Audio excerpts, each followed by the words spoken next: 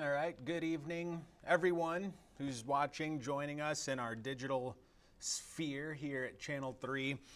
Time now is 8:57. It is Memorial Day, Monday evening, and we have a severe thunderstorm watch box that was issued within the hour, so around 8 o'clock, 8:15, this was issued.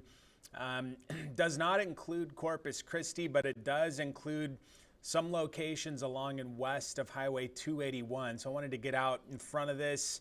We talked about it on the news at 5 and 6 o'clock, how we were going to be seeing some shower and thunderstorm activity move in from the west out of Mexico, approach the coastal bend, move into our brush country location. So Duval, Jim Hogg, Brooks, maybe Jim Wells counties, those areas west of Highway 281. We're seeing some of that right now. The biggest storms on the radar currently are the ones that are moving in from Mexico right into deep South Texas. So on the bottom end of the big yellow polygon, that is the severe thunderstorm watch box. And if you're in that watch box, it just means that conditions are favorable for a strong to severe thunderstorm to happen, with the primary threats being 1 to 2.5 inch hail and or 60 mile per hour straight line winds. And that's why those are issued. Okay, just making sure that we're good on volume there. It looks like we are. So the storms that I think that are going to be more interesting, if you want to call it that, for impacts in the region are going to be those storms on the far southern edge of the watch box. Those are moving into right now Jim Hogg County and will eventually move into Brooks County. And they're going to be moving east to northeast. So we're going to watch those. The latest modeling that had been coming in just looked at one that just ran, one of the higher resolution models. It takes that complex of storms and moves it through Kennedy County. And Kennedy County, if you're not familiar with the area, is south of Corpus Christi and it's south of the Baffin Bay. It's fairly rural there. There are, there's ranches, stuff like that out there. But Kennedy County, one of the bigger counties on the map and one of the more rural counties on the map. And it looks like those are going to be moving in that direction. These are moving pretty quickly, so I'm not going to spend a whole lot of time on the Facebook Live. Again, 9 o'clock right now on Monday evening. Just want to give a little bit more info on what we're looking at. That's going to be the situation at hand tonight. There's this activity up near Laredo. You see how there's that big strand of storms that pops up, doesn't really go anywhere, fizzles out. That complex of storms that popped up to the northwest of Laredo around 7 o'clock really is going to lower the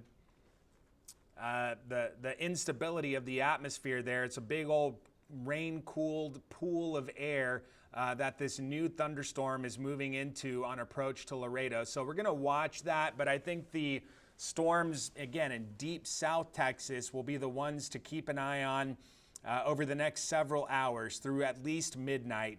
And again, that severe thunderstorm watch box, the large yellow polygon, that will be expiring at midnight. Right now, it's quiet throughout KIII country.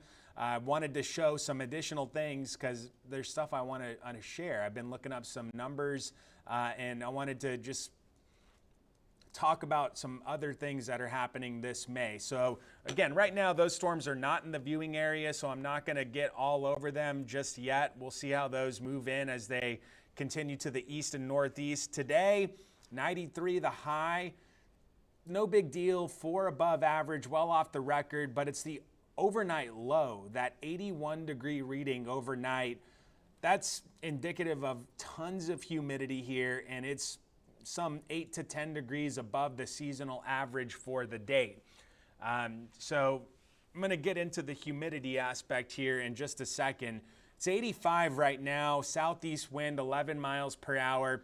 Our futurecast modeling does bring that complex of storms in. This is 9 o'clock. This isn't happening, obviously, but the trend is what I wanted to show on our in-house modeling.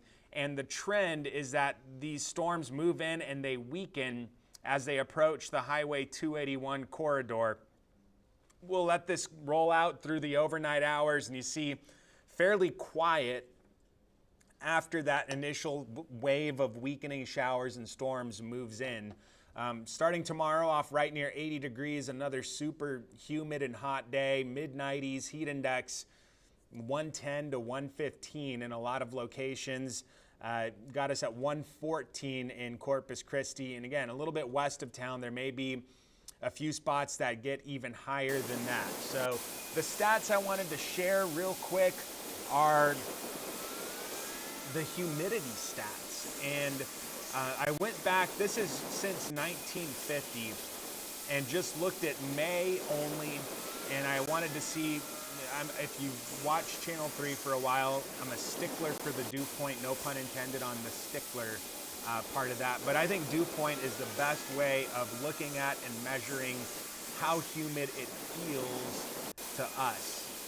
It's a metric that I think it's a much better one than the relative humidity percent. The reason for that we can talk about another day. So dew point, we're some 3 degrees on the dew point value above the current most humid month on record, which was in 1989. Again, this is since 1950. This is when we started moving the records out to the Corpus Christi International Airport and not downtown. You know, in the early 1900s, the records were kept downtown. So we're, more so comparing apples to apples by looking at 1950 and later. So dew point average 77 this year, which is way above the previous record, most humid month on record for May in Corpus Christi. And then we were starting to look at the 80 degree and up overnight low temperatures, which is something we typically save for the middle of summer when the humidity is, as high as it is right now. And we've already had the most 80 degree plus overnight lows on record. And we still have a few more to go, a few more days left in the month. We've had 8 of them. And I don't think we've been below 80 since, I want to say it's May 20th it's been about a week since we've been below 80, which is wild for May. So we're going to probably have the most humid and the warmest May on record.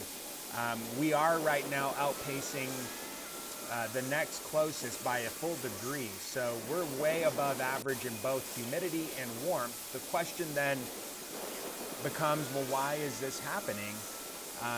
We've had the steady southeasterly winds in place. And look at the sea surface temperatures in the Gulf of Mexico. It's 80 plus throughout. Hurricane season starts June 1st. That's this Saturday.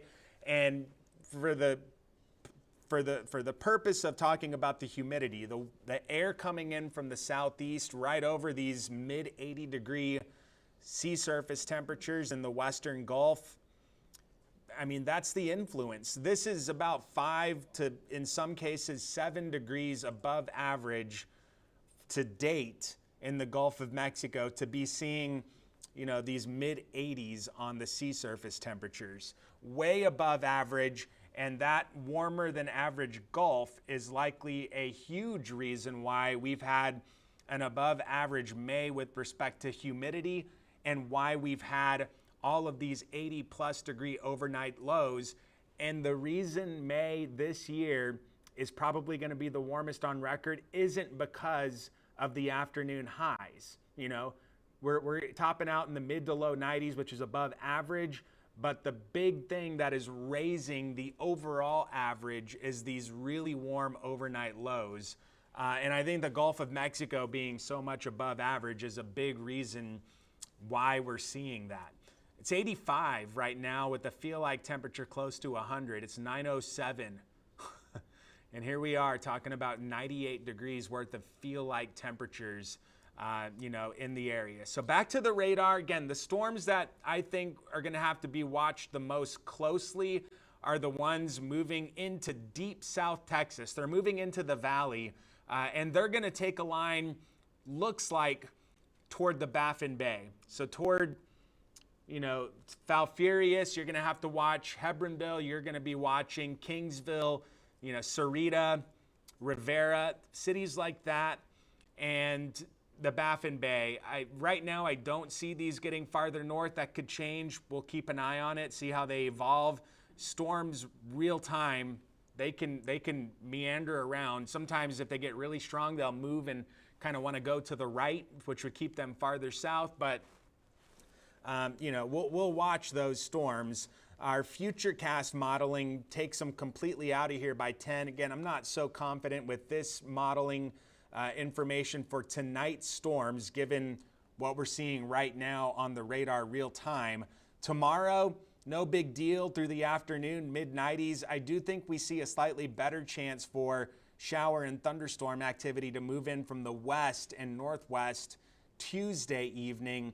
And the Storm Prediction Center, the same entity that is issuing these severe thunderstorm watches, does have parts of the coastal bend in a slight risk for another round of severe thunderstorms. Coverage wouldn't be impressive. Not everyone in that yellow color would be looking at severe weather, but that's where it would be most likely. Better chances toward the hill country north of San Antonio. But again, not widespread. Activity would be fairly isolated, and that's for tomorrow night. That's how the severe risk looks for tomorrow night's storm chance. Aside from that, it's the high pressure driving the heat and keeping the rain chances, in check, so to speak. We do have the one tonight, another one tomorrow. But overall, this high is just going to dictate the mid-90s to us with heat index values 110 to 115 each day. Another look at the radar. Right now, it is quiet in the coastal bend. The showers are still well to the south and west of the KIII Viewing Area. We'll be watching this. I'll be updating, as needed on the Facebook channels. Just wanted to do this live update for everybody before I start going and focusing on those storms we're looking at. In the 7-day, we're going to end up warmest on record with this forecast for May in Corpus Christi. And it's not because of the highs. It's the overnight lows that are they are way, way up there. Near 80 for that many days straight is just, it's middle of summer level humidity, and that's why it's been so oppressively warm even during the overnight hours. And then we've got the haze from the agricultural burning in Central America and Mexico. All that smoke is also coming in and lowering the air quality here. Today's air quality was awful. It was the lowest I've seen in a while with that smoke coming in. People ask, when is that going to end? It's hard to say because it's people making the fires down in Central America and Mexico. They do it every year to prepare their fields and their planting and growing seasons. And, we're just going to have to deal with the smoke until that lets up. And there's not really a way to pinpoint when that'll happen until you look up at the sky and they're more of a deep blue. So it happens each year. Typically by early June it moves on, and then we start looking at Saharan dust, another thing entirely. So time right now, it's a 9/11, again, Memorial Day Monday, the 27th of May. We're going to log off of this, leave it here, and I'm going to go and kind of interrogate the radar over there in the Weather Center. And we'll see everybody at 10 o'clock for our live broadcast. If you don't see us then, we'll see you on the interwebs, so to speak, with future updates. Stay safe. Have a great rest of your Memorial Day Monday.